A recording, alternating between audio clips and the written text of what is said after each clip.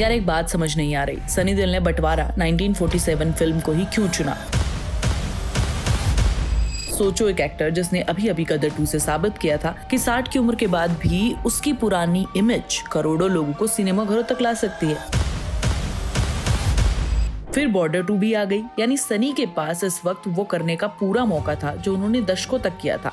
एक बड़ा action hero, एक देशभक्ति वाला हीरो, और वो भी पाकिस्तान के बैकड्रॉप में। वो सनी देओल जिसे देखते ही ऑडियंस को पता है कि अब कुछ होने वाला है। लेकिन सनी ने ठीक उसी वक्त एक अलग रास्ता चुना। सिर्फ इतना ही नहीं, उन्होंने इस फिल्म के लिए आमिर को चुना, राजकुमार संतोषी को चुना और अपने बेटे करण देओल को भी इस प्रोजेक्ट का हिस्सा बनाया। अब सवाल ये नहीं है कि फिल्म क्यों नहीं चली, सवाल ये है कि सनी देओल को इसमें इतना भरोसा कैसे आया।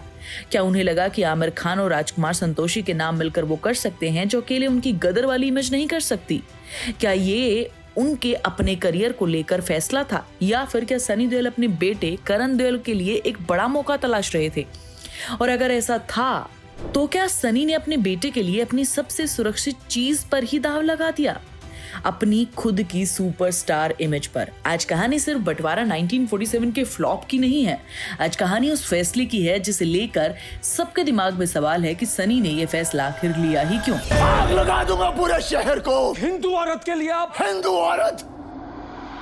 सनी और आमिर के साथ का इतिहास लंबा है। ये पहली बार नहीं था जब दोनों साथ में आ रहे थे।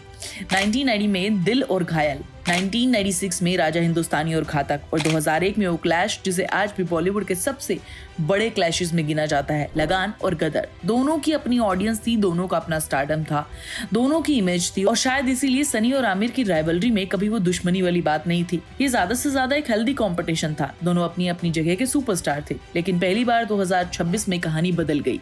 अब दोनों एक दूसरे के सामने नहीं, एक तरफ ही थे।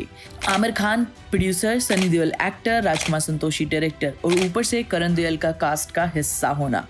कागज पर देखो तो ये कोई छोटा मोटा कॉम्बिनेशन नहीं लगता। सनी और संतोषी की जोड़ी पहले ही घायल, दामिनी और घातक जैसी फिल्में दे चुकी है।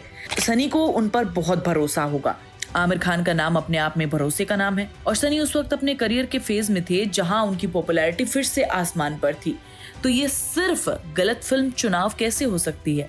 शायद यही हमें सनी के फैसले को समझना पड़ेगा, क्योंकि अगर सिर्फ बॉक्स ऑफिस देखकर फैसला करेंगे तो लगेगा कि सनी ने अपनी इमेज नहीं समझी। लेकिन उस वक्त जब ये फिल्म बन रही थी, सनी को शायद ये एक गैम्बल, बिल्कुल गैम्बल जैसा तो नहीं लग रहा होगा। उनके सामने 3 चीजें थी। एक तरफ उनकी अपनी सुपरस्टार इमेज, दूसरी तरफ राजकुमार संतोषी के साथ पुराना भरोसा, और तीसरी तरफ आमिर खान का बैकिंग, और फिर था करण।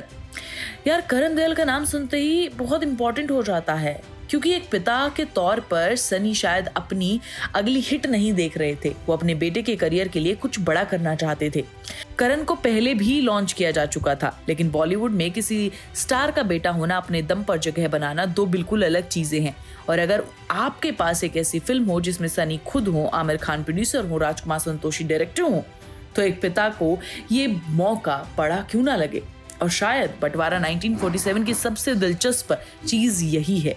सनी ने शायद सिर्फ अपने लिए फैसला नहीं लिया था, और यही आकर फिल्म की कहानी और कॉम्प्लिकेटेड हो जाती है, क्योंकि सनी उस वक्त अपने करियर में पीछे नहीं जा रहे थे, वो तो अभी वापस आ रहे थे। गदर 2 ने उन्हें फिर से नेशनल सुपरस्टार बनाया था, और वही सनी, वही एग्रेशन, वही आवाज, वही डायलॉग, वही लार्जर देन लाइफ वाला इमेज। लोगों ने सिर्फ फिल्म को नहीं अपनाया था, लोगों ने सनी को सिर्फ और सिर्फ सनी को अपनाया था। फिर बॉर्डर 2 में भी उन्हें एक ऐसी ही दुनिया मिली जहां ऑडियंस पहले से जानती थी कि सनी से क्या उम्मीद करनी है, और ऑडियंस ने वो उम्मीद को पूरे होते हुए भी देखा। लेकिन बंटवारा 1947 में सनी ने कुछ अलग करने की कोशिश की। ये वो सनी नहीं था जो हर समस्या का जवाब ताकत से देता था। ये ज्यादा रिस्ट्रेन कैरेक्टर था, ज्यादा सीरियस। यानी सनी ने अपनी ऑडियंस को वो नहीं दिया जो पिछले 2 सालों से उन्हें टिकट खरीद कर देखने आ रहे थे। वो चीज मिसिंग थी। अब यहाँ एक बात जरूरी है, इसका मतलब ये नहीं कि सनी को वो अलग रोल नहीं करने चाहिए। अगर कोई एक्टर 60 की उम्र में भी सिर्फ 25 साल पुरानी इमेज दोहराता रहेगा तो हम खुद कहेंगे कि कुछ नया करो। तो क्रिएटिव रिस्क लेना गलत नहीं था, सवाल टाइमिंग का है, क्योंकि आपने ऑडियंस को 2 साल में 2 बार सनी देओल की सबसे बड़ी ताकत का एहसास दिलाया। और उनकी ताकत क्या है? वो खुद है, उनका एग्रेशन है, और तीसरी बार आपने ऑडियंस से कहा कि अब बिल्कुल कुछ अलग देखो। शायद ऑडियंस इसके लिए तैयार नहीं थी और शायद यही वजह है कि पहले वीकेंड के बाद जो सवाल था कि फिल्म क्यों नहीं चली, दूसरे वीकेंड के बाद वो सवाल थोड़ा बदल गया। क्योंकि अगर सिर्फ ओपनिंग की बात होती तो हम कह सकते थे कि मार्केटिंग कमजोर थी, रिलीज के टाइम पे कंपटीशन था, फिल्म की अवेयरनेस कम थी। लेकिन जब दूसरे वीकेंड में फिल्म उस तरह से नहीं पकड़ पाती तो सवाल फिल्म के साथ ऑडियंस के कनेक्शन का भी हो जाता है, क्योंकि यही एक मजेदार चीज होती है। उसी समय आवारापन 2 चल रही थी, एक 19 साल पुरानी फिल्म का सीक्वल, एक ऐसा एक्टर जिसके करियर की स्टोरी भी काफी हद तक नॉस्टैल्जिया से जुड़ी है और ऑडियंस वहां जाकर टिकट खरीद कर क्यों देख रही है, सिर्फ नई कहानी के लिए नहीं, एक पुरानी फीलिंग के लिए। यानी ऑडियंस नॉस्टैल्जिया से परेशान नहीं है, वो पुरानी चीजों को रिजेक्ट नहीं कर रही है, वो उन्हें आज भी खरीद रही है। लेकिन शायद कंडीशन ये है कि उसे वो फीलिंग वैसी चाहिए जैसी शायद उसे याद करके पहली बार आई हो। और यही सनी देओल के लिए सबसे बड़ा सवाल है, क्योंकि सनी पिछले 2 सालों में जो कमबैक करके उन्होंने बनाया था वो भी नॉस्टैल्जिया पर ही टिका हुआ था बहुत हद तक।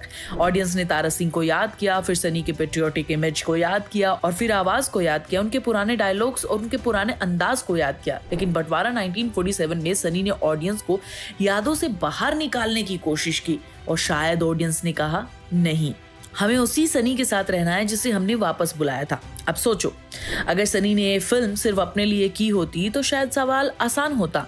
उन्होंने रिस्क लिया, रिस्क नहीं चला, आगे बढ़ गए। लेकिन अगर इसमें करण का फ्यूचर भी जुड़ा था तो कहानी थोड़ी बदल जाती है, क्योंकि तब सनी एक एक्टर नहीं रहे, वो एक पिता की तरह भी फैसला कर रहे थे।